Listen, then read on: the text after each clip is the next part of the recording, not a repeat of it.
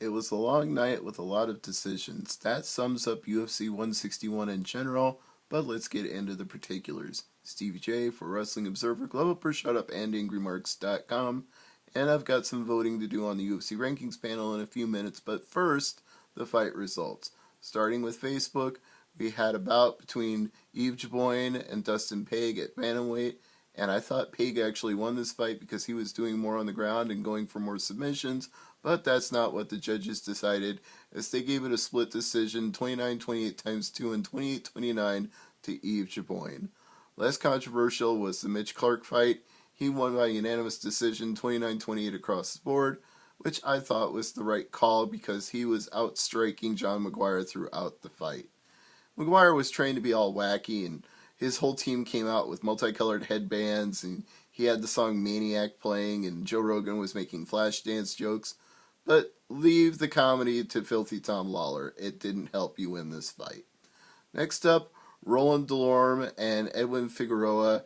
The crowd badly wanted Delorme to win this one, and he did. Unanimous decision, 29-28 across the board. Really not a whole lot to say about this fight, though.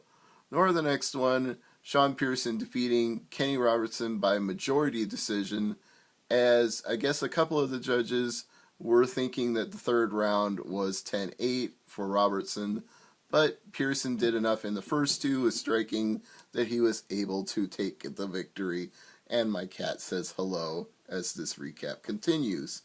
Then we had James Krause defeating Sam Stout in what I believe was the only submission of the night, a guillotine choke, and this one came very, very late. You know, you got to give Krause all the credit in the world to keep going for it and going for it.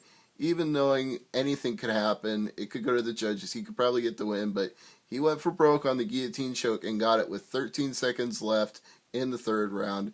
And then you also kind of had to feel bad for Hands of Stone Stout, not Hands of Stout Stone. What the hell would that be? Hands of Stout? Would that be hands made of beer? I don't know, and I'm rambling now, so I'm sorry about that. Anyway, Stout might have gotten the decision if it went to the judges, but too bad for him. And Krause probably picks up the submission of the night bonus because, again, what other submissions were there? I'm trying to remember. I don't think there were. Let me look at my notes.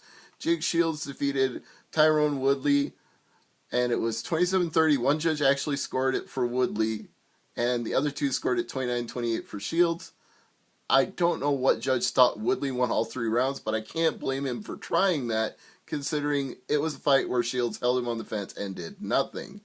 And anybody who booed this fight should have known that's a Jake Shields fight, or at least Jake Shields in UFC.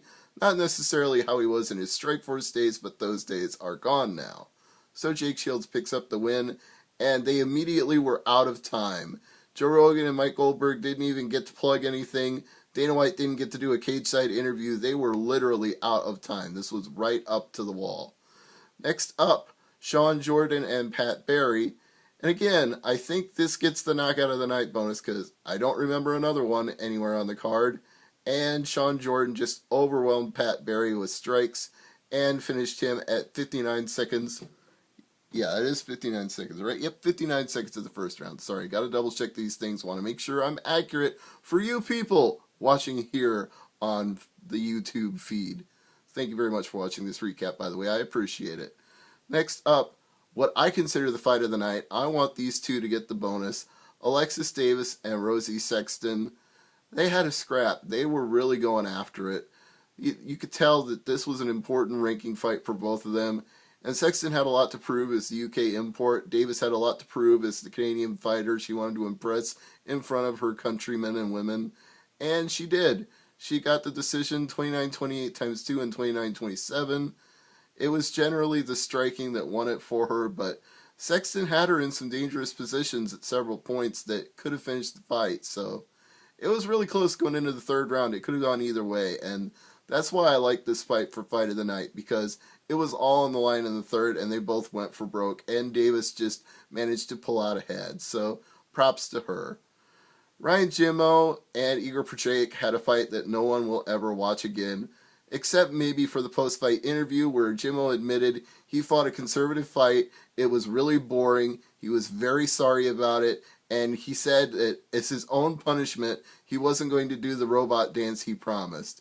So Ryan Jimmo picks up the win in a fight that he immediately regretted. I give him props for being effacing about it. You can't knock the guy when he said, "My fight sucks, I'm sorry." And Roy Nelson might have wanted to say something like that too, but he didn't even get the chance to because the camera cut away before he could get a word in with Rogan or anybody else. Stipe Miocic just outdanced him, outpunched him, and if Roy Nelson didn't have such a hard head, he would have knocked him out because he definitely crunched him with a number of rights and lefts and uppercuts. But you know Roy Nelson is a tough bastard. You just can't drop the guy. You know, it's amazing that he survives beatings like he does when he's on the losing side of a fight. And of course, he's not always on the losing side of a fight because Roy Nelson tends to knock people out with that big right. But Stipe Miocic was just too fast for it.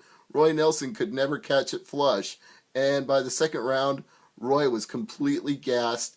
He was walking towards his opponent. I mean, not even, his hands down on his hips. At one point, he threw up his hands like, and what, begging Miocic to come to him. But that was right before the horn. So what difference did that make? None. I'm sorry, Roy, this was not your night. But I give you all the respect in the world for taking it on short notice. You didn't have to do that. You didn't have to risk your top 10 standing. You're the man right now. And you deserve that credit for taking this fight, even though it didn't work out in your favor. And Stipe Miocic got the biggest win of his career. The official scores were 30-27 across the board. And in our main event, the official scores were 29-28 times 2 and 28-29. The winner, Sugar Rashad Evans, by split decision. And this was another fight where in the third round it could have gone either way, but for my money, the Sexton Davis fight was more exciting. I honestly thought Evans had the better of this because Hendo was just hoping to land that one big right hand of his, that H-bomb, and Evans was dancing around him and jabbing and throwing uppercuts. He'd feint a takedown, and then he would throw a strike, and then he'd go for a takedown, and Hendo would stuff it, but every time they got out of the clinch, Evans would get the better of the exchanges. Hendo got a few knees in here and there, and, I mean, he had a fighting chance all throughout this fight. It's not like Dan Henderson got smoked, certainly not to the degree that Roy Nelson did by Stipe Miocic, but Hendo was just the older man, the slower man, and it showed. And that's definitely no disrespect to the former Strikeforce champion, the former two-time Pride champion at the same time, no less. But it's just, I think the age is finally catching up to him. Still love Dan Henderson, and I always will, but tonight was not his night.